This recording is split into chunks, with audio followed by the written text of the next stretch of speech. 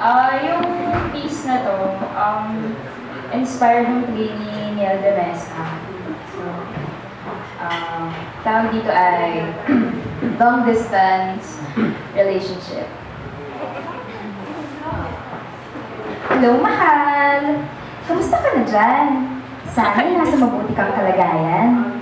Patawad kung araw-araw kitang kinukulit. Kahit paminsan, napapaisip ako kung natatanggap mo nga ba lahat ng mga mensahe ko para sa'yo. Mag-iisang taon na rin pala tayo hindi nagkikita. Miss na kita. Alam mo, araw-araw ko pa rin dinilinis mga gamit mo, pati mga damit mo, di ko nakakalimutan palabhan. Para pagbalik mo, nakahanda sila.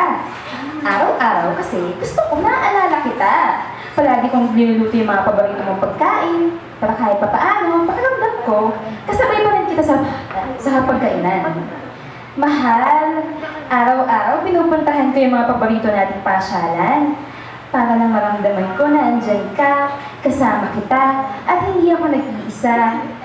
Mahal, tuwing nag-grocery ako, binibili ko pa rin yung mga para sa'yo. Lalo na yung kulong mo. Araw-araw, ginagamit ko. Kahit maraming nagtataka, bakit daw ang lalaki ako? O, na ba? Sorry ha. Miss lang kasi kita. Minsan mahal, sinusuot ko yung mga damit mo. Wala nang iba. Para kahit pa paano, nararamdaman kita. Pakiramdam ko, yakap-yakap mo. Kahit pa paano, pakiramdam ko, dito ka lang palagi. Katabi pa rin kita sa pagtulog. Miss na kita. As in, pakiramdam ko, mababaliw na ako. Hanggang ngayon, hindi pa rin ako sanay na magkalayo tayo. Sabi nila, lumabas-labas naman daw ako. Hindi nga kasi parehas pag wala ka. Bakit ba ang kulit nila? Siguro dahil di pa nila nararanasan ang pag-ibig ng kagaya ng sa atin. Mahal? Kailan ka mag-reply? Magparamdam ka naman. Uwi na, balik na, tagal. Pero nung araw na may kumatok sa aking pinto, pagbukas ang tumambad ay ang kapatid mo, hindi maipinta ang muka, may luha sa gilid ng kanyang mga mata, dala ang mensaheng hindi na kita makikita. Naiwan akong tulala. Ang nakakapagtaka, tila wala pa rin namang pinagkaiba. Isang taon din kasi kitang hindi nakita. Pero ngayon, tila may blocking nakapapang sa aking dibdib. Ngayon, sa aking pag-iisa.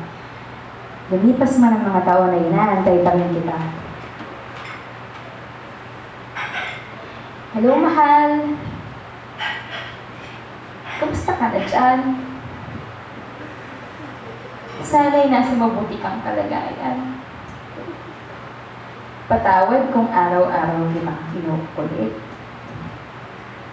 Kahit pa minsan napapaisip ako kung natatanggap mo nga ba lahat ng mensahe ko para sa iyo. Mag-iisang taon na rin pala tayong pinagkikita. Miss na kita. Alam mo, araw-araw ko pa rin nililinis mga gamit mo. Pati mga damit mo, di ko nakakalimutan palabhan. Pero pagbalik mo, nakahanda sila. Araw-araw. Kasi, gusto mo na alala kita. Palagi kong niluluto yung mga paborito mong pagkain. Pero kahit papaano pakiramdam, kasabay pa rin kita sa pagkinan. Mahal, araw-araw pinupuntahan ko yung mga paborito natin kasyalan. Para lang maramdaman ko na andyan kasama kita at hindi ako nag-iisa. Mahal, tuwing nag-grocery ako, binibili ko pa rin yung mga para sa'yo, lalo na yung kulon mo. Araw-araw yun ang gamit ko. Kahit maraming nagtataka, bakit daw ang may lalaki ako? Na ba? Sorry. Miss lang kasi kita. Minsan, mahal. Sinusuot ko yung mga damit mo. Yun lang, wala nang iba. Para kahit papaano, nararamdaman kita. Pakiramdam ko, yakap-yakap mo ako. Kahit papaano, pakiramdam ko, andito ka lang palagi sa tabi ko. Miss na kita. Ang pakiramdam ko, mababaliw na ako. Hanggang ngayon, hindi ka rin ako sanay na magkalayo tayo. Sabi nila, lumabas-labas naman daw ako. Hindi nga, kasi parehas pag wala ka. Bakit ang kulit nila? Siguro dahil di pa nila nararanasan ng pag-ibig na kagaya ng sa atin. Mahal, kailan ka magre-reply? Magparamdam ka naman. Uwi na. Balik na. Ang tagal.